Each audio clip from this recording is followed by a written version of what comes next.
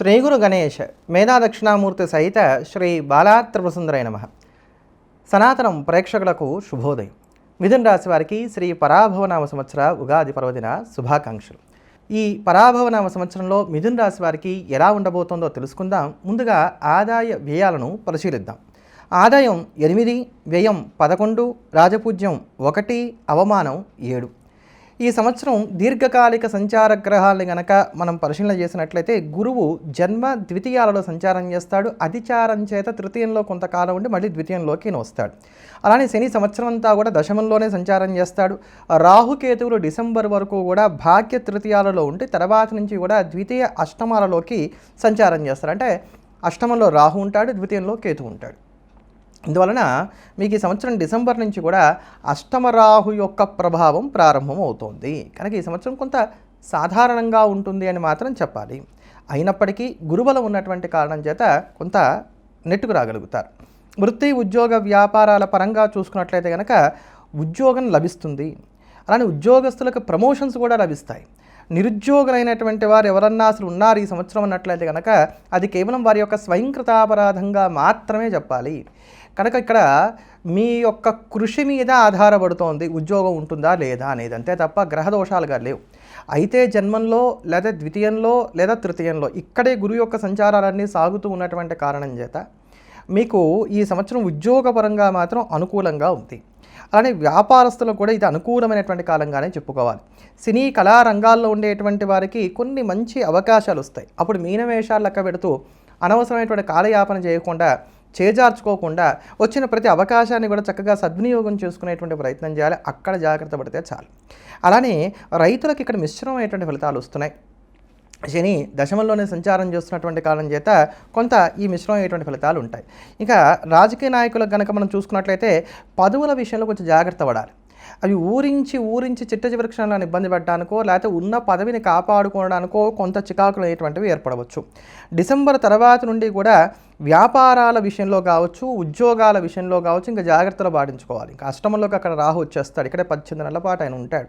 వచ్చే సంవత్సరం జూన్ తర్వాత నుంచి ఇంకా మీకు శని యొక్క దృష్టి కూడా రాశి మీదకి పడుతుంది. కనుక ముందు ఈ సంవత్సరం మనం చూసుకున్నట్లయితే ఈ సంవత్సరం డిసెంబర్ తర్వాత నుంచి కూడా అష్టమ రాహు యొక్క ప్రభావం వస్తున్నటువంటి కారణం చేత ఈ వ్యాపారాలలో కావచ్చు, ఉద్యోగాల్లో కావచ్చు రిస్క్ ఫ్యాక్టర్ అనేటువంటిది ఎంత తగ్గించుకుంటే అంత మంచిది. ఇక్కడి నుంచి ఉద్యోగస్తులకు ఒత్తిళ్లు కూడా బాగా పెరుగుతాయి, తగాదాలు కూడా కొంత ఎక్కువగానే ఉంటాయని చెప్పని చెప్పుకోవాలి. అయితే ఉద్యోగస్తులు ఎవరన్నా ఉద్యోగం మారాలి లేదా ట్రాన్స్ఫర్ కావాలి ఇట్లాంటి ప్రయత్నాలు కనుక ఏమైనా చేస్తున్నట్లయితే ఈ సంవత్సరం డిసెంబర్ లోపు ఇవన్నీ కూడా అయిపోయేటట్టుగా చూసుకోండి. డిసెంబర్ తర్వాత మారేటువంటి ఉద్యోగాలు ఏవైతే ఉంటాయో అవి మళ్ళీ తిరిగి మారవలసినటువంటి అవసరాలు ఏర్పడతాయి. అలానే డిసెంబర్ తర్వాత మీకు వచ్చేటువంటి ట్రాన్స్ఫర్లు ఏవైతే ఉంటాయో అవి కాస్త చికాకును కూడా కలగజేస్తాయని చెప్పని చెప్పాలి. కనుక ఈ కాస్త జాగ్రత్తలు తీసుకోవాలి. ఆర్థికంగా చూసుకున్నట్లయితే కనుక పలు రకాలుగా ఆదాయాన్ని పెంచుకునేటువంటి ప్రయత్నాలు చేస్తారు. మల్టిపుల్ వేస్లో మనకి ఇన్కమ్ సోర్సెస్ ఉండాలి, అప్పుడే మనం బ్రైట్గా ఉండగలుగుతాం అనేటువంటి ఆలోచనలు ఏవైతే బాగా బలపడతాయి. ఆస్తుల విలువలు కూడా పెరగడానికి అవకాశాలు ఎక్కువగా ఉన్నాయి. అప్పులు కొంతవరకు కూడా తీర్చగలుగుతారు. పెద్దమైనటువంటి ఈఎంఐలు పెట్టుకుంటారు. ఈఎంఐలు పెట్టుకోవడం ఇవన్నీ మంచివే కానివ్వండి, భవిష్యత్తును దృష్టిలో పెట్టుకున్నప్పుడు మాత్రం మీరు ఈఎంఐల విషయంలో పెట్టేటప్పుడే కొంచెం జాగ్రత్తలు పాటించుకోండి.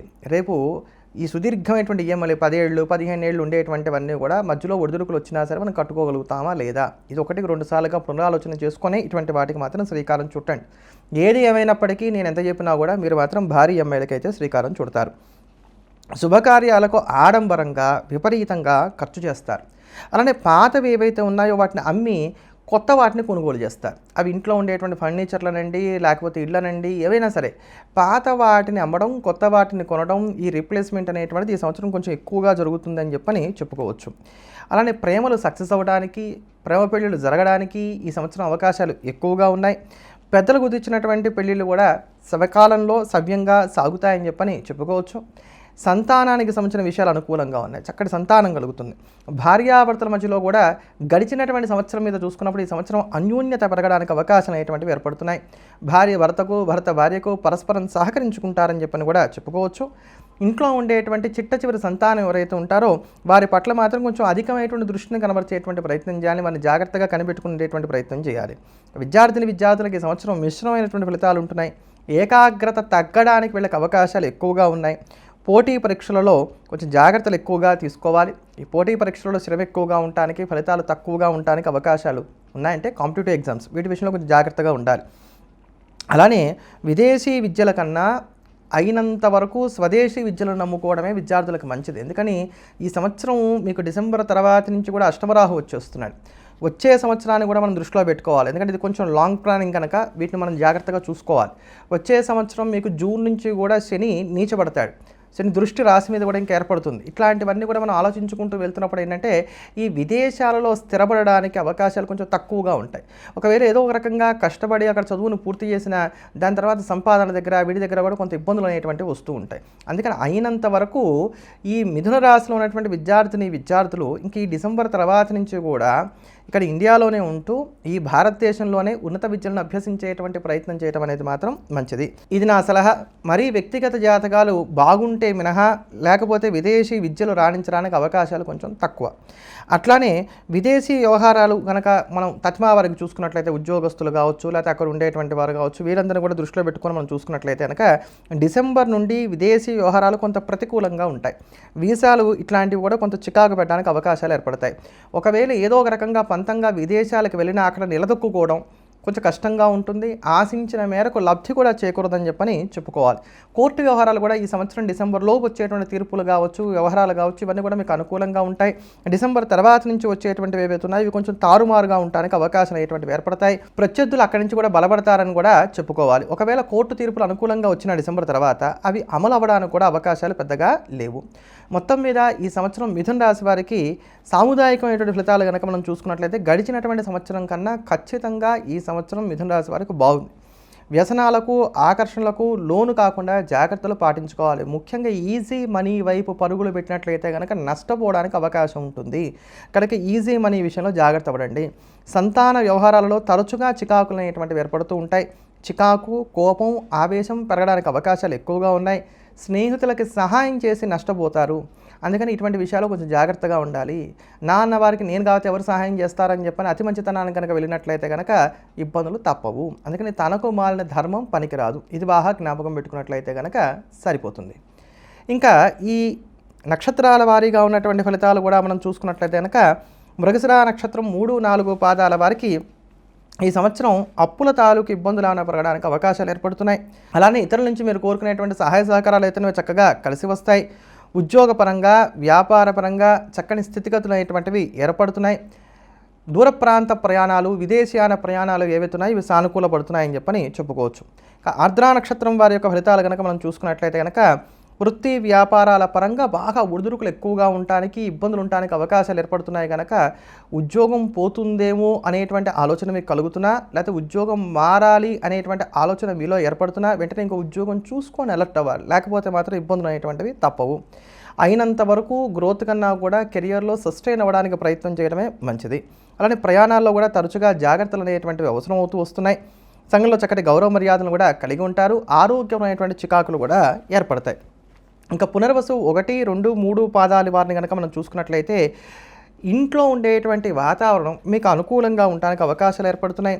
ఆర్థిక స్థితిగతులు మెరుగ్గా ఉంటున్నాయి. చక్కటి గౌరవ మర్యాదలను కూడా కలిగి ఉంటారు.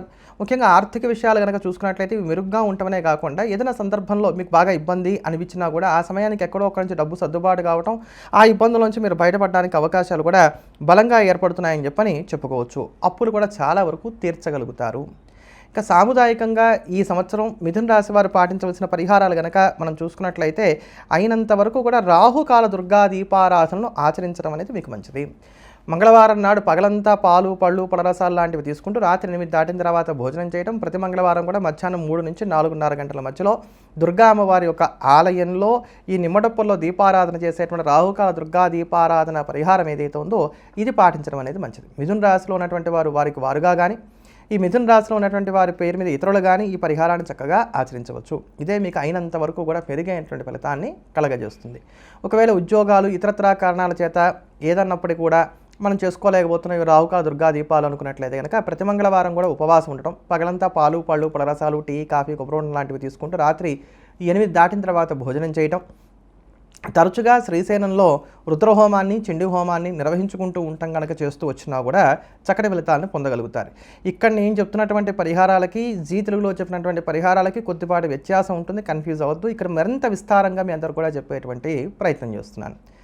ఏవైనా ఈ పరిహారాలు కనుక చక్కగా పాటించుకుంటూ ముందుకు వెళ్ళినట్లయితే కనుక మిథున రాశి వారికి కలిగేటువంటి చిన్నపాటి ఒడిదుడుకులు కూడా తగ్గి అష్టమ రాహు యొక్క ప్రభావాన్ని కూడా తట్టుకొని నిలబడి మరింత సక్సెస్ అందుకోవడానికి అవకాశాలు ఏర్పడతాయి. ప్రదేవతానుగ్రహం చేత ఈ రాశి వారికి ఈ సంవత్సరం అంతా కూడా మంచి అనుకూలమైనటువంటి ఫలితాలు మెండుగా ఉండాలని చెప్పని ఆకాంక్షిస్తున్నాను. మరోమారు మళ్ళీ కలుద్దాం. ఎల్లప్పుడూ దేశాన్ని ప్రేమిద్దాం, దైవాన్ని స్మరిద్దాం. స్వస్తి.